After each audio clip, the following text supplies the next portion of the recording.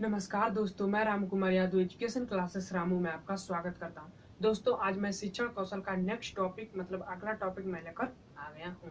आज हमारा है राधा कृष्ण आयोग 1948 और 1949 का। ठीक, इससे पहले मैंने स्वतंत्रता के पूर्व की शिक्षा पढ़ा, मतलब स्वतंत्रता के पहले, अभी स्वतंत्रता हुई नहीं थी, उससे पहले हमारे शिक्षा के क्षेत्र में क्या क्या विकास हुए, क्या क्या योजनाएं चलाई गई, उसके बारे में अब हम पढ़ रहे थे। लेकिन आज की जो हमारी वीडियो है ये स्वतंत्रता के बाद की, यानी कि जब हमारा 15 अगस्त 1947 को देश आजाद हुआ, उसके बाद की हम जितनी भी शिक्षा के संबंध में सुधार किए गए, योजनाएं चलाई गई, उसको पढ़ेंगे।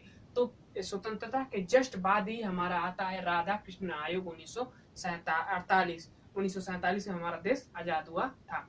तो आज हमारा टॉपिक है राधा कृष्ण आयोग को, और पिछली जितनी भी वीडियो में बनाया हूँ उस वीडियो की डिस्क्रिप्शन में इस वीडियो की लिंक दिया हूँ, वहां से जाकर इस वीडियो को देख सकते हैं, या तो प्ले लिस्ट बनाए हूँ वहां से देख सकते हैं। ये वीडियो अगर आप प्राइमरी सुपर टेट की तैयारी करते हैं या डीएलएड का कोर्स कर रहे हैं तो उसके लिए भी ये इम्पोर्टेंट है, तो आप इसको जरूर देखें। 10 नंबर का यहाँ से प्राइमरी सुपर टेट में नंबर बनता है, तो यहाँ से बहुत बनने के चांसेस रहते हैं।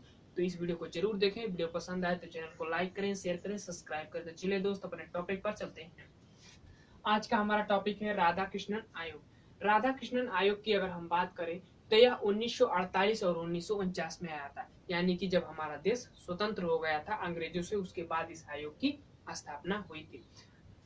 अब उस समय के जो है इस आयोग के अध्यक्ष जो है डॉक्टर एस राधा कृष्णन, यानी सर्वपल्ली राधाकृष्णन इस आयोग के अध्यक्ष थे। और उस समय शिक्षा मंत्री कौन हुआ करते थे? मौलाना अब्दुल कलाम आजाद। तो इन्होंने क्या किया कि एक समिति का गठन किया, मतलब कि एक समिति बनाया या योजना चलाई, जिसे अखिल भारतीय शिक्षा सम्मेलन कहा गया। उस अखिल भारतीय शिक्षा सम्मेलन का उद्घाटन पंडित जवाहरलाल नेहरू ने उस अखिल भारतीय शिक्षा सम्मेलन का उद्घाटन किया। उसी को राधा कृष्णन आयोग 1948 या 1949 कहते हैं। उसके अध्यक्ष थे, इसीलिए इनके नाम पर उस आयोग का नाम रखा गया था। तो देखिए, ये जो आयोग है राधा कृष्णन आयोग, ये विश्वविद्यालय शिक्षा के संबंध में है, यानी कि जो भी इसमें बातें कही गई है विश्वविद्यालय के संबंध में कही गई है, इसीलिए इस शिक्षा आयोग का अलग से नाम विश्वविद्यालय शिक्षा आयोग भी कहा जाता है। तो प्रश्न बनता है, ध्यान रखिएगा, बहुत इंपॉर्टेंट, ये दूसरा नाम इसका है विश्वविद्यालय आयोग। अब इस आयोग को कुछ जांच करने के बिंदु दिए गए थे, उस बिंदु को समझते हैं। तो जो जांच करने के बिंदु दिए गए थे उसको पहले समझ लेते हैं। पहला था कि भारतीय विश्वविद्यालय के प्रशासन, नियंत्रण, कार्य क्षेत्र तथा विधान में हो सकने वाले परिवर्तन पर प्रकाश डालना, यानी कि भारतीय जो विश्वविद्यालय थे उसके प्रशासन के बारे में, उसके नियंत्रण जो कार्य क्षेत्र थे उसके बारे में, और विधान में हो सकने वाले जितने भी परिवर्तन थे उस पर प्रकाश डालना था। दूसरा था विश्वविद्यालय के आर्थिक स्थिति के संबंध में प्रकाश डालना, मतलब विश्वविद्यालय की जो आर्थिक स्थिति है उसके बारे में प्रकाश डालना था इसको। और विश्वविद्यालय के शिक्षा के स्तर को ऊंचा उठाने के लिए विचार प्रस्तुत करना कि विश्वविद्यालय जो शिक्षाएं हैं उसको स्तर को ऊंचा कैसे उठाए, उसके बारे में इसको विचार प्रस्तुत करने को कहा गया था। तथा इसके पाठ्यक्रम के बारे में भी विचार डालने को इस विश्वविद्यालय के जांच के बिंदु दिए गए थे। तो ये 4 बिंदु जो महत्वपूर्ण है राधा कृष्ण आयोग से जो जांच के लिए दिए गए थे उसको समझ लिए। अब हम चलते हैं सुझाव। जब इस आयोग ने उस जांच के बिंदुओं पर कार्य किया तो उसने भी तो अपना सुझाव दिया, तो उस सुझाव को समझ लेते हैं जो महत्वपूर्ण है।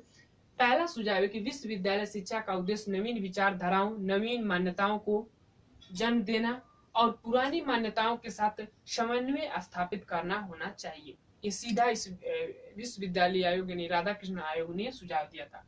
दूसरा दिया था कि विश्वविद्यालयों की शिक्षा का लक्ष्य न्याय, स्वतंत्रता, समानता और विश्व बंधुत्व की भावना विकसित करना होना चाहिए, ये विश्वविद्यालय आयोग ने कहा था दूसरा सुझाव। और तीसरा सुझाव कहा था कि विश्वविद्यालय को ऐसे व्यक्ति का निर्माण करना चाहिए जो राजनीतिक और प्रशासन, व्यवसाय आदि सभी क्षेत्रों में आगे बढ़ सके। मतलब कि विश्वविद्यालय शिक्षा का ये क्या था, एक निर्माण करने की प्रक्रिया थी कि ऐसे व्यक्ति का निर्माण किया जाए जो राजनीतिक, प्रशासन और व्यवसायिक क्षेत्र में आगे बढ़ सके या सभी क्षेत्रों में आगे बढ़ने की क्षमता रखता हो। ठीक।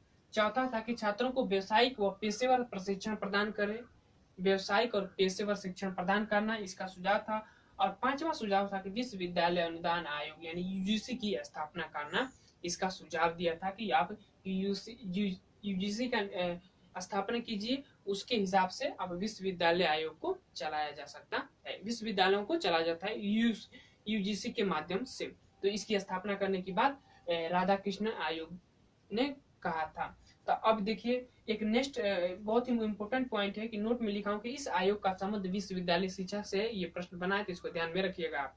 और देखिए ये यूजीसी जो है इसकी भी पूछता है कि यूजीसी की स्थापना किस सुझाव में कहा गया था, तो राधा कृष्णन आयोग में कहा गया था। तो ये महत्वपूर्ण जो प्रश्न बना हुआ है पिछले एग्जाम में, और ये भी बना हुए थे, इन दोनों पॉइंट को समझ लीजिएगा। और राधा कृष्ण आयोग कब आया था उसको समझ लीजिएगा। तो ये था हमारा राधा कृष्ण आयोग 1948-1949 का।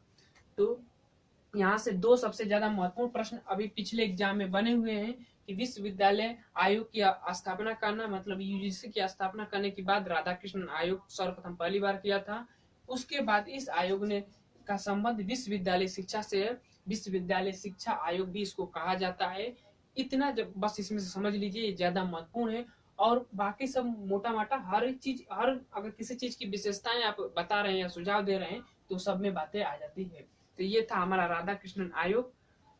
अब राधा कृष्णन आयोग के बाद हमारा 1952-53 में जो आता है मुदालियर आयोग, उसको भी पढ़ लेंगे। उसके बाद जैसे जैसे हम आगे बढ़ेंगे 3-4 और वीडियो आएगी। उसके बाद हमारा जो है शिक्षण कौशल के वर्तमान भारतीय समाज में प्रारंभिक शिक्षा का जो पाठ है वो समाप्त हो जाएगा। उसके बाद हम इससे महत्वपूर्ण प्रश्नों की सीरीज स्टार्ट कर देंगे। तो चलिए दोस्त, हम वीडियो को समाप्त करते हैं। वीडियो पसंद आए तो चैनल को लाइक करें, शेयर करें, सब्सक्राइब करें। Thank you for watching this video.